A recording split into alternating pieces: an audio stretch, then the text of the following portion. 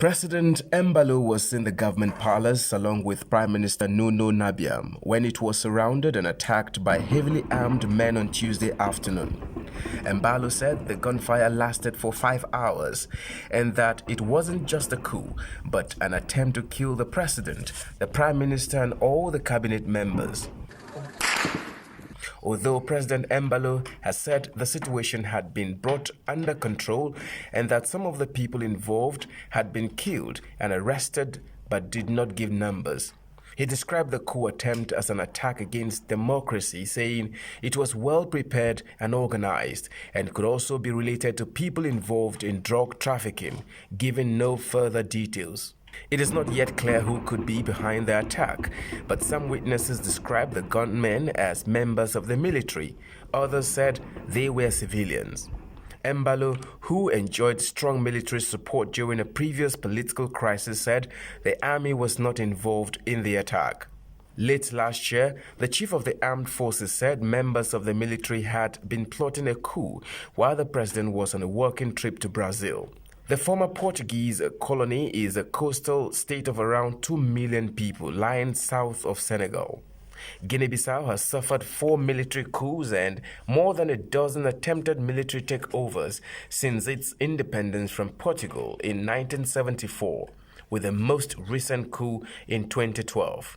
In 2014, the country vowed to return to constitutional government, but it has enjoyed little stability since then, and the armed forces enjoy substantial influence.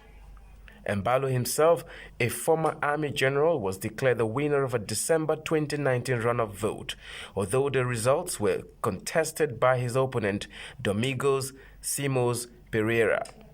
Reactions following these developments have been swift, as the 15-nation West African regional bloc ECOWAS named the violence a coup attempt and said it was following the situation in Bissau with great concern. The African Union called on the military to return to their barracks without delay and to release detained members of the government. UN Secretary-General Antonio Guterres condemned the terrible multiplication of coups in the region, which he called totally unacceptable. Portugal's President Marcelo Rebelo de Sousa said on his official website he had spoken to Embalo by telephone and had conveyed his vehement condemnation of these attacks against the constitutional order of Guinea Bissau. Having looked closely, analysts have opined that the implications of these attacks for the country and the region threaten to further destabilize the fragile country and could ramp up pressure on Embalo, and that these attacks have also deepened fears that a recent wave of coups in the region is spreading. Since August 2020, soldiers have seized power in Mali, Guinea, and Burkina Faso. Despite sanctions and suspensions on those countries by ECOWAS, none of the military rulers have yet organized new elections, and the attack in Guinea-Bissau will add to growing scrutiny over the credibility of the regional bloc. ECOWAS is set to meet on Thursday to discuss last week's military takeover in Burkina Faso. Justin Bemunyi, NTA News.